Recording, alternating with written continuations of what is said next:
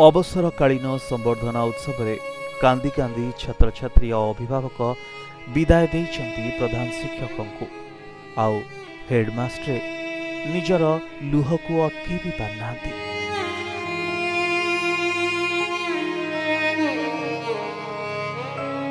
कांदिछंती छात्र छात्री, कांदिछंती अभिभावक आउ कांदिछंती हेडमास्टर। अवसरकालीन संबर्धना उत्सव में कांदिछंती समस्त छात्र छात्री सह अभिभावक।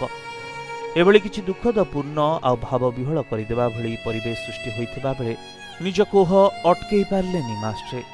हाराधन चंपती छल छल आखिरे कहि पकाइले छात्र छात्री हेउछंती मो संपत्ति। मु सरकारी भावे शिक्षकतार अवसर नेइछि, किंतु शिक्षा प्रदान आ दायित्व कर्तव्यरू मु केबे भी अवसर नेबे नाही। एभली हृदयस्पर्शी दृश्य देखा मिलता पिपिली ब्लॉक पोपरंगा पंचायत उच्च विद्यालय। पंचायत उच्च विद्यालय पोपरंगार प्रधान शिक्षक चंपती सारंकर अवसर नवा कार्यक्रम आज अवसर नौकरी आज सभा कार्यक्रम आयोजन करा। दीर्घ 33 वर्ष धरी प्रधान शिक्षक भाव में स्कूल दायित्व नहीं सहयोग नेतृत्व में बहुत पिला माने अंचल आगामी दिन भविष्य गठन पाई बहुत सहयोग रही। समय बहुत पिला माने अंचल बाहर चाकरी कर देश बाहर चाकरी कर गोटे बहुत लंबा समय दीर्घ 33 वर्ष धरी स्कूल डेवलपमेंट कार्य सहयोग हाथ बढ़ाई पिला भविष्य को गढ़ी आज सी अवसर नौकरी आम समस्त तरफ ये जो नुआ इनिंग स्टार्ट करेंगे आज अवसर नहीं आमर समस्त तरफ शुभेच्छा और अभिनंदन जनइबू आगामी दिन नुआ वर्ष गोटे भल वर्ष और आम समस्त तरफ निवेदन ये स्कूल अवसर नेला स्कूल मुरबी हिसाब से सहयोग देवे समय देवे और डेवलपमेंट काम केमती हो पार।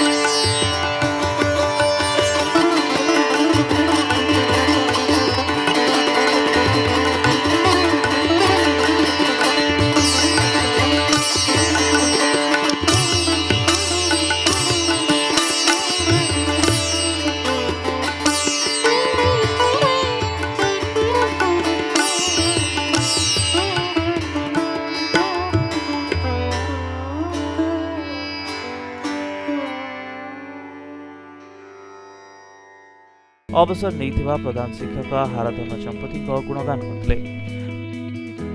आज हूँ ଏହି ସ୍କୁଲର ପୂର୍ବତନ ପ୍ରଧାନ ଶିକ୍ଷକ ଶ୍ରୀଯୁକ୍ତ ହାରାଚନ୍ଦ୍ର ଚମ୍ପତିଙ୍କର ବିଦାୟ ସମ୍ବର୍ଦ୍ଧନା ସଭା। ଏହି ସଭାରେ ଅନେକ ନିମନ୍ତ୍ରିତ ଅତିଥି ଯୋଗଦାନ କରିଥିଲେ।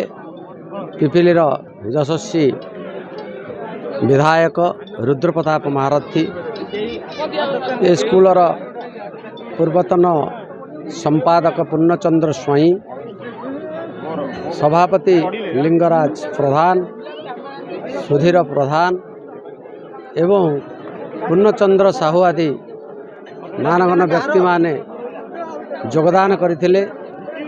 ପ୍ରଫେସର ଶଶାଙ୍କ ଶେଖର ଚୂଡ଼ାମଣି ମଧ୍ୟ ପରବର୍ତ୍ତୀ ପଶ୍ଚାତ ଆଜି ଯୋଗଦେଲେ। ଅବସରକାଳୀନ ସଭାଟି ସୁରୁଖୁରୁରେ ହୋଇପାରିଲା। ସେଥିପାଇଁ ଆମେମାନେ ଯେତିକି ଖୁସି ସେତିକି ଦୁଃଖିତ ମଧ୍ୟ। ଦୁଃଖ ଲାଗୁଛି ଏଇଥିପାଇଁ ସମସ୍ତେ ଭାଇ ଭଳିଆ ଚଳିଥିଲୁ। ମୁଁ ତଳ କର୍ମଚାରୀ ହେଲେ ସୁଦ୍ଧା ବି ଆଉ ସିଏ କେତେବେଳେ ମୋତେ ଖରାପ ବ୍ୟବହାର କରିନାହାନ୍ତି। ଆଉ ସାଥି ହେଇକି ଆମେ ଚଳିଛୁ ଯେହେତୁ 33 ବର୍ଷ ହେଲି, ଆଉ ସେଇଠୁ ଦୁଃଖ ଲାଗୁଛି ସାର୍ଙ୍କୁ ଦେଖିକି। ଆଉ ଯେତେବେଳେ ରିଟାୟାର୍ଡ଼ କରିଥିଲେ ସେତେବେଳେ କଥା କ'ଣ ମନେ ପଡ଼ୁଛି? ସାର୍ କ'ଣ ଏମିତି କହୁଥିଲେ? ଯେତେବେଳେ 1999 ମସିହା ବାତ୍ୟା, ଆଉ ସାର୍ଙ୍କର ଯାଯାବର ଜୀବନ, ମାନେ ବାହାରେ ରହନ୍ତି, ଖାଇବା ପିଇବା ସଦାବେଳେ ଆମ ଘରେ ଖିଆ ପିଆ ହୁଏ, ସ୍କୁଲ ଘରେ ରୁହନ୍ତି, ଆଉ ସଦାବେଳେ ସାଙ୍ଗସାଥି ଭଳି ଆମେ ଚଳୁ। ଆଉ ଏ ଅଞ୍ଚଳରେ ସେ ବହୁତ ଦିନ 33 ବର୍ଷ ହେଲା ରହିଛନ୍ତି। ଗୋଟେ 1999 ମସିହା ବାତ୍ୟା ହେଉଛି ଅନୁଭୂତି, ଯାହାକି ସାର୍ ମାନେ ଫାଳେ ଓଳିଶାଇ ଆଜବେଷ୍ଟ ଘର, ଆଉ ସେ ଆଉ ଫାଳେ କାନ୍ଥ ପଟେ ଲୁଚିକି ଥାଆନ୍ତି, ମାନେ କାଳେ ଘର ମାଡ଼ି ବସିବେ ବୋଲି।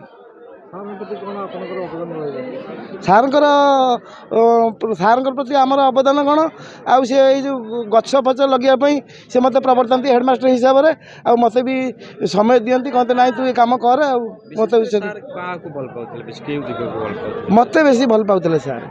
ଶ୍ରୀଯୁକ୍ତ ଚମ୍ପତିଙ୍କ ପ୍ରଧାନ ଶିକ୍ଷକତା ମଧ୍ୟରେ ବିଦ୍ୟାଳୟର ଉନ୍ନତିକରଣ କାର୍ଯ୍ୟ ସହ ଛାତ୍ରଛାତ୍ରୀଙ୍କ ଉଜ୍ଜଳ ଭବିଷ୍ୟତ ଗଢ଼ିବା ଆଉ ତାଙ୍କର ଯେଉଁ ଅବଦାନ ରହିଛି ତାହା ଅତୁଳନୀୟ।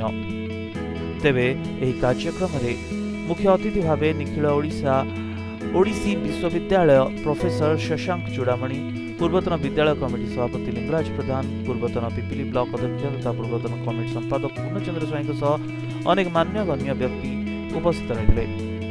ସାର୍ଙ୍କର ରିଟାୟାରମେଣ୍ଟ କଥା ଶୁଣିକି ବହୁତ ଦୁଃଖର କଥା, ବହୁତ ଖୁସି ବି ଲାଗିଛି। ମୁଁ ଆସିକି ସାର୍ଙ୍କୁ ସମ୍ବର୍ଦ୍ଧନା ବି ଜଣାଇଛି। ସାର୍ କେମିତି ଅନୁଭୂତି ଥିଲା ପଢ଼ିଲା ବେଳେ? ସାର୍ଙ୍କର ବହୁତ ଭଲ ଯୋଗଦାନ ଅଛି ଆମ ଉପରେ। ତ ସାର୍ ଆମକୁ 3 ବର୍ଷ ପଢ଼େଇଛନ୍ତି।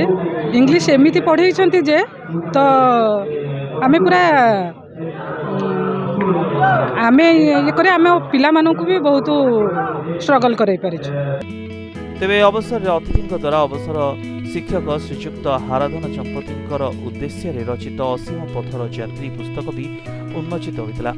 ସଭା କାର୍ଯ୍ୟ ପୂର୍ବରୁ ଅବସର ନେଇଥିବା ପ୍ରଧାନ ଶିକ୍ଷକ ହାରାଧନ ଚମ୍ପତିଙ୍କୁ ଛାତ୍ରଛାତ୍ରୀ, ଶିକ୍ଷକ ଶିକ୍ଷୟିତ୍ରୀ पोपरांग गाँ को पाछोटी नहीं गाँ परिक्रमा कराइले। आ सभा शेष में श्रीजुक्त चंपती को समस्त अतिथि मानक सह पूर्वतन छात्र छात्री विद्यालय शिक्षक शिक्षयित्री कमिटी सदस्य माने उपढौकन और मानपत्र तथा उपहार दे प्रधान शिक्षकों को अवसरकालीन संबर्धना देते। पिपिलिरू प्रशांत विकेत का रिपोर्ट प्रतिदिन टीवी।